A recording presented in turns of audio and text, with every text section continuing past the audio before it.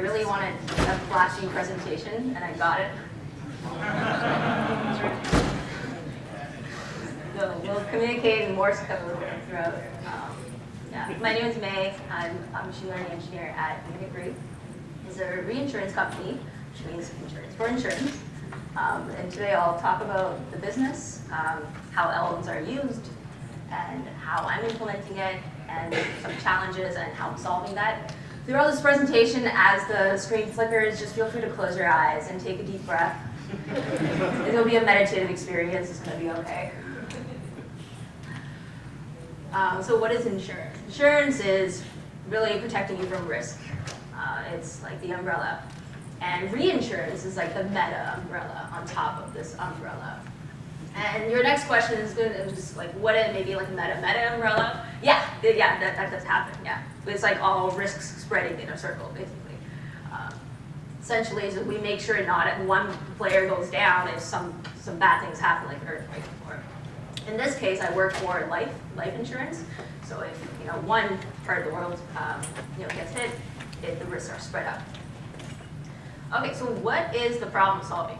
LLMs are good at the big picture, and I find it's really good at the small things as well. And I discovered this friction point in our ETL system, where each insurance company has their own forms. So this is not real forms. So like all the forms are online anyways. So I'm not going to say like specific companies for privacy's sake. But if you go and apply for insurance, every company will have their own. And these are typically not written anymore, so it's not like an OCR application. It's usually online. Like each company will ask for like almost the same information, but in different wording. So I'll give you an example of what that means. One company might ask you, did you stop taking anxiety medication? And you might say yes or no. Feel free to close your eyes and follow my voice. Another company might say, have you stopped taking medication for anxiety? And the answer might be yes or no. But now you see, these two questions are asking the same thing, but in different wording. So a person has to go in and really correlate that. There might be a follow-up saying, how long ago have you stopped taking anxiety meds? And my answer might be 1 year. It could be an integer, float. And another company might ask, when did you stop taking it? Now you put a year. So now you got to do some math here. It's 2023 minus 2023. So now how do you correlate that? Again, a person has to go in and do that. It might be a follow-up as well saying why. And that question doesn't even have a context in it. So you might say doctor advised, and then you have a free text there. So as you can see, there's just different questions can be asked. Same things asked by different questions. Okay, so how is this being solved right now? An underwriter goes in and kind of correlates, maps the questions as we say it. And my role is to replace this underwriter, which this process, in order to take this set of questions into our 1,000-question knowledge base, which then is used to transform into features to feed into our machine learning models, takes time. It usually takes about weeks or sometimes months. And our average onboarding is it's months for a new client. So the point is to replace this underwriter with an LLM agent, at least for some part of the task. Okay, so I'm going to go into this red box here, because this is what I'm going to be focusing on for this talk. I'll frame that.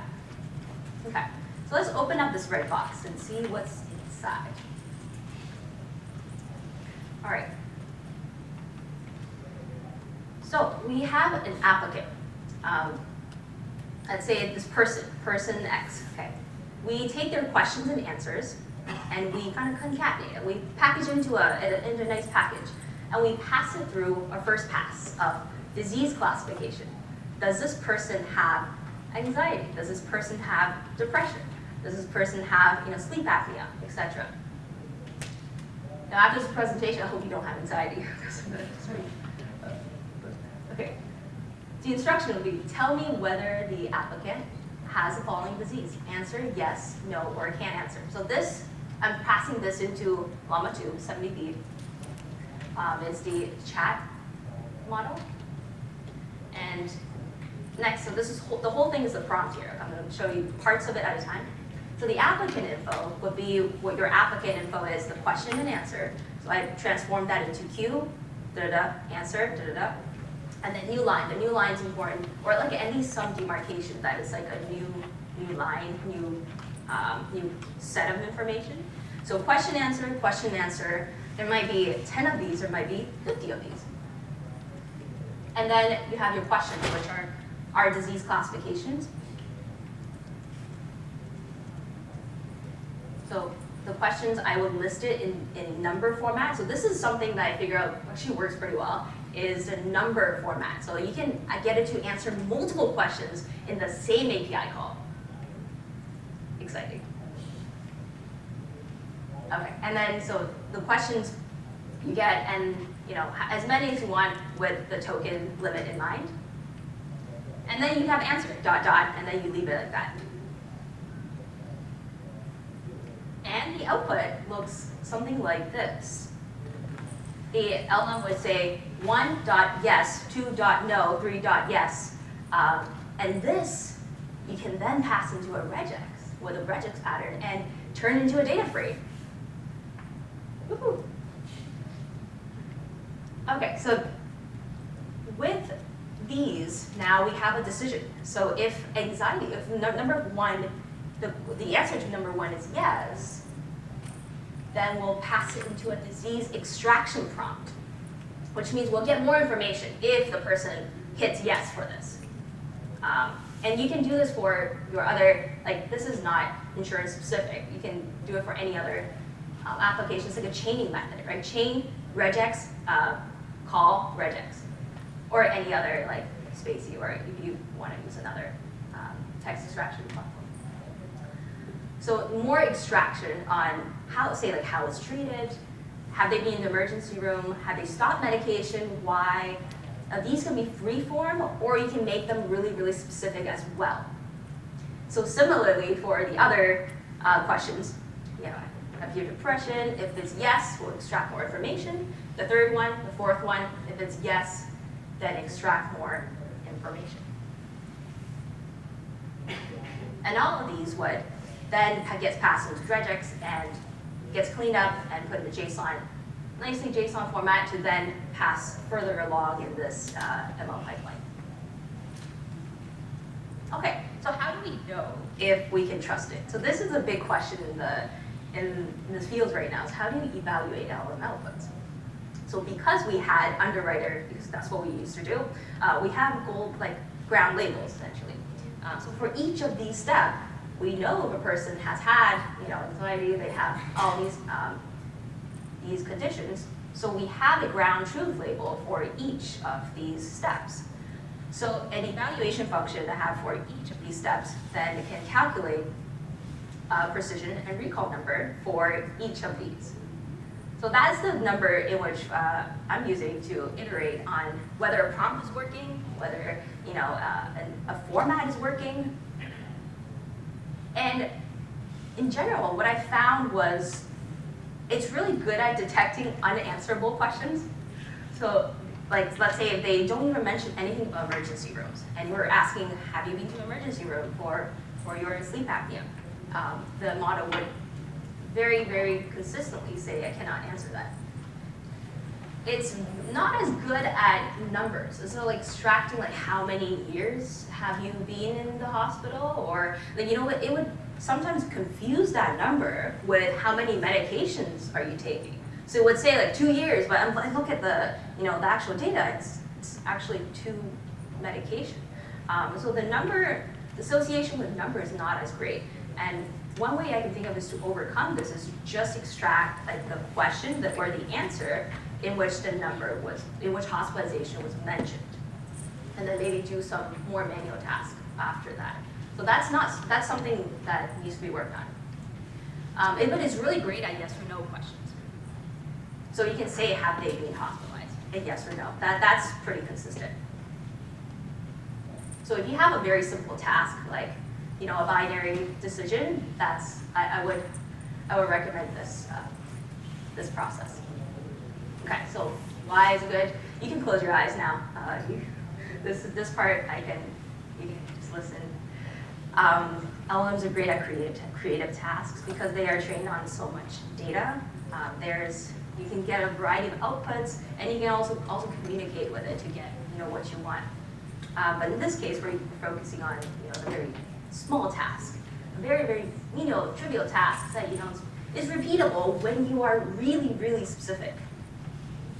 It's adaptable. You can adapt it to the format you want. Here I set the format 1, 2, 3. I also found that a one-shot, if you give it if you copy and paste exactly what you want and put it on top and show it one example, it would be even better.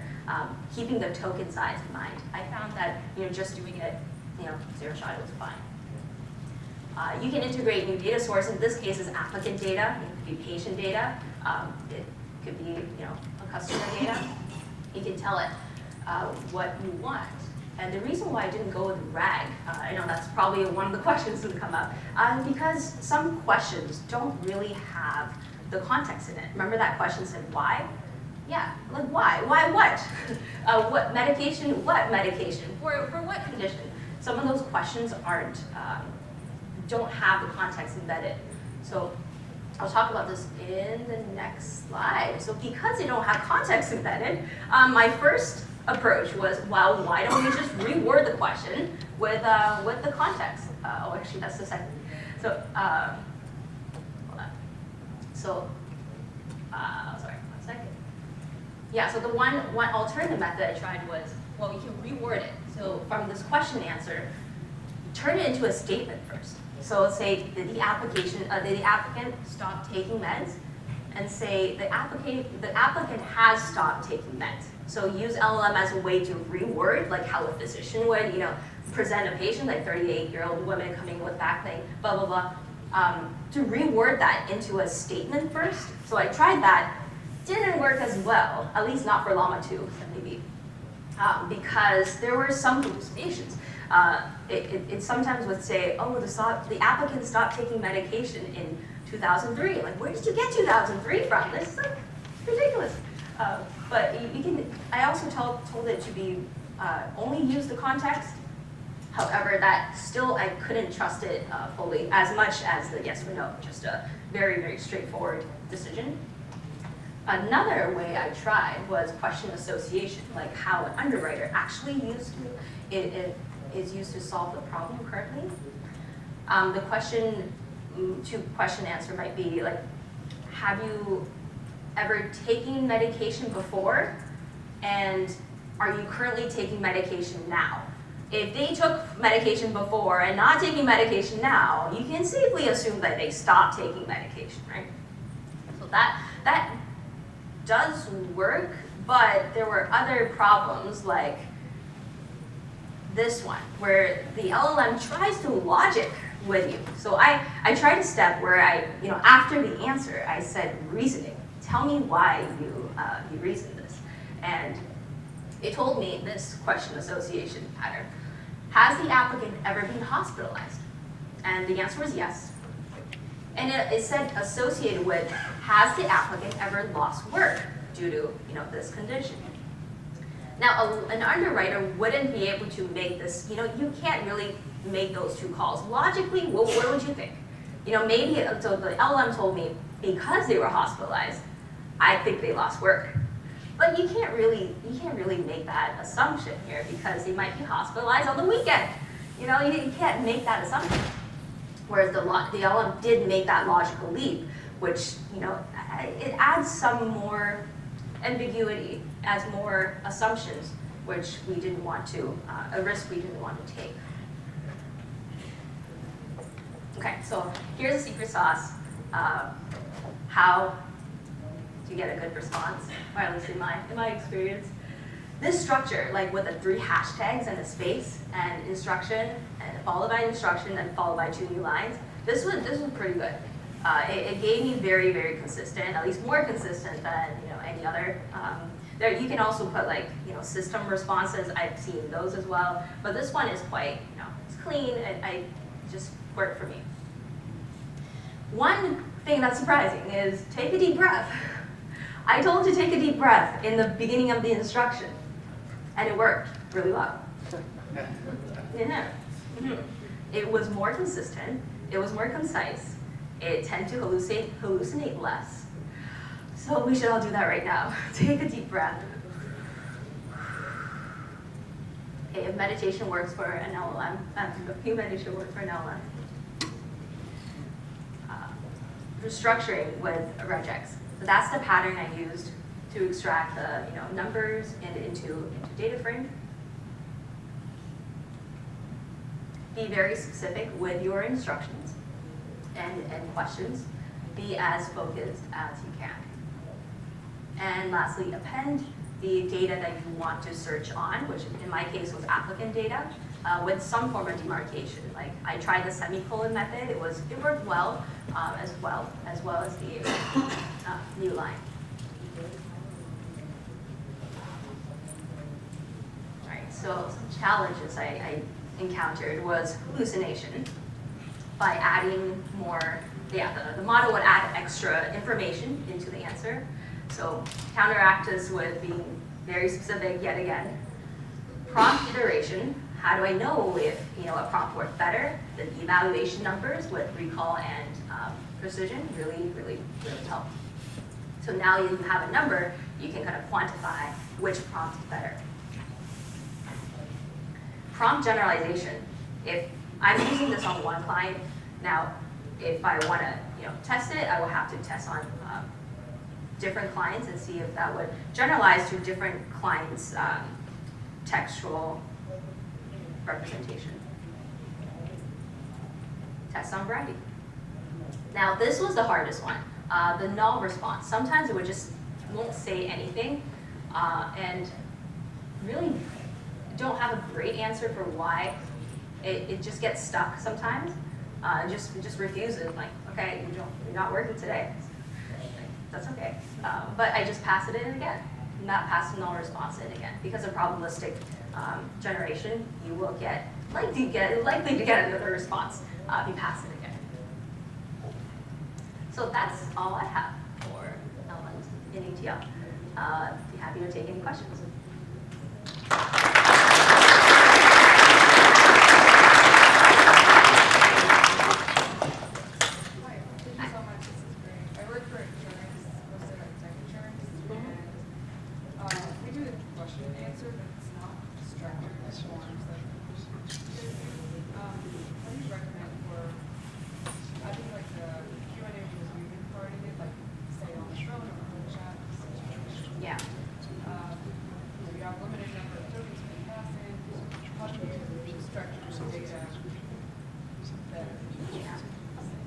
Okay, so question is, how do you extract on unstructured data, like a transcript maybe? Well, that's actually the beauty of it, is because I'm taking the structured data in a form and I'm making it I'm kind of stuffing it into an unstructured format, so you can pass that in. If you provide it, there is enough, like under 4,000, whole thing is under 4,000.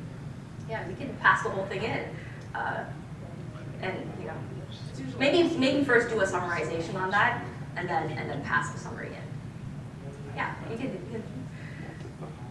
I can confirm that with transcripts. I've transcribed a lot of call center conversations, and summarization with the kind of prompt structure you've been using works extremely well for us. But I did have a follow-up question, which was, what temperature settings were you using? Yeah, it was 0.1. Yeah, I wanted to be very, very to the point and not be creative in this case. It's not a creative task. Just do your job. Yes. For your prompt iteration, are you using any tools to keep the history of your iterations, or just saving the text file? What is your process? Well, at first I wasn't. I was just kind of experimenting. But MLflow has a great tool now. We're iterating, putting that into a pipeline. Like we have a model logging tool, like on Databricks, MLflow on Databricks. So we're filling that in. I think there were, we'll get back to you. Question on the other side? I could probably use pressure, anxiety, medication just watching this team do this. And I just wanted to say thank you for your patience because I would have flung the laptop across the room. So it's really appreciated. Thank you for your.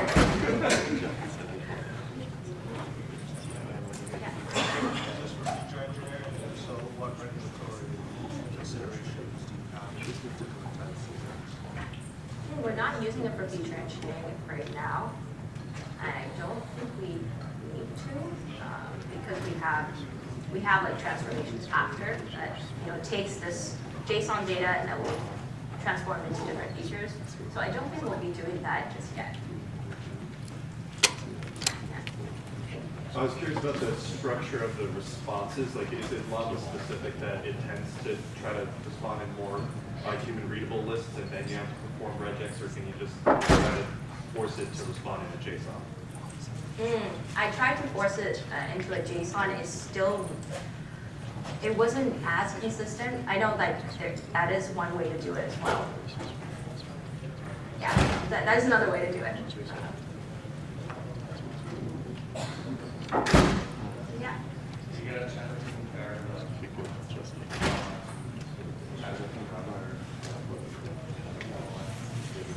We didn't because we had to use an open source. Like, we can't send data outside of our environment. And just for the sake, I didn't get to it, but this is our infrastructure, is Llama 2, 70 with 4-bit quantization. Deployment was used on text generation inference.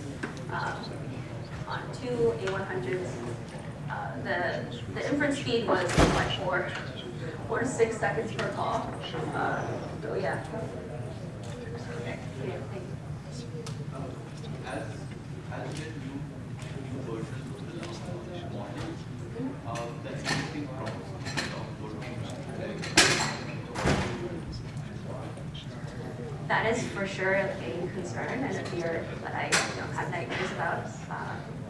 I think this prompt is generalized enough that if it's really, really specific, then if it's performing as well, like having any form of performance, it should do its task because it's so small. You know what I mean?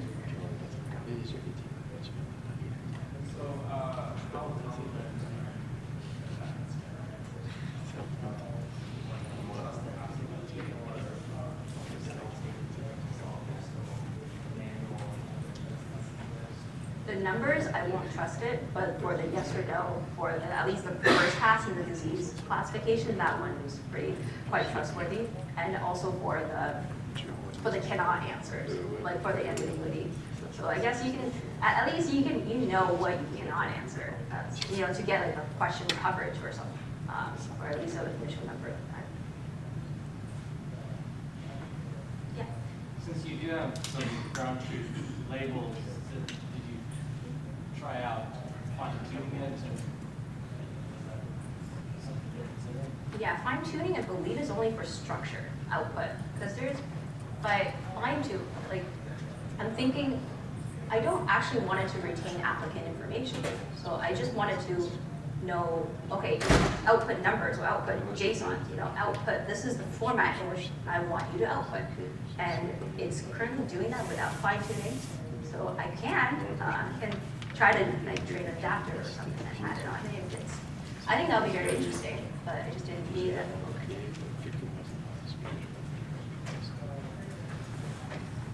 Yeah. So in the case of like confusing how many years or tails or something,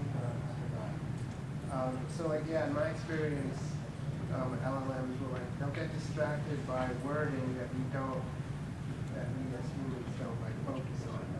And it seems like in that case, I wonder if there's some way to use like named entity recognition to get it to focus on the thing that we're looking at versus the wording.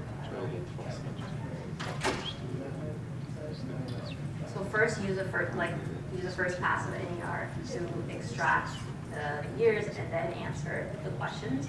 The thing that's being counted. The thing is being counted. That's an interesting thought.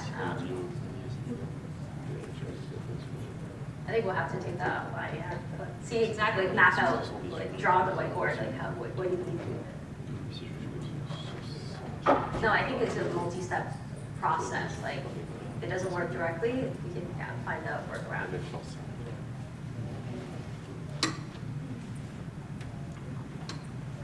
Yeah. Did you observe any trend in what were the cases where you said, I can't answer this? If the answers would be missing, then it would answer. Let's say emergency room, not every, like majority of people wouldn't have been to the emergency room, so that question was always cannot answer. Stop medication is another. Have you had certain tests done was one. So yeah, the just missing information would be cannot answer. I also, If it was like yes or no and it was just left blank. cannot answer, yeah. Well, cannot answer, or sometimes it wouldn't say anything, which case you pass it again. So if they said, have you ever been hospitalized? The response was, I have a dog named Fluffy. What would the LLM say? Would the LLM say yes, no, or can't answer? The applicant said, I have not had coffee. No, I have a dog named Fluffy. Oh. Okay. Similar, but I have a dog named Fluffy. Well, that wouldn't answer the question, wouldn't it? Does the LLM know that? It would not extract. That would not answer the question, hence it would say not answer.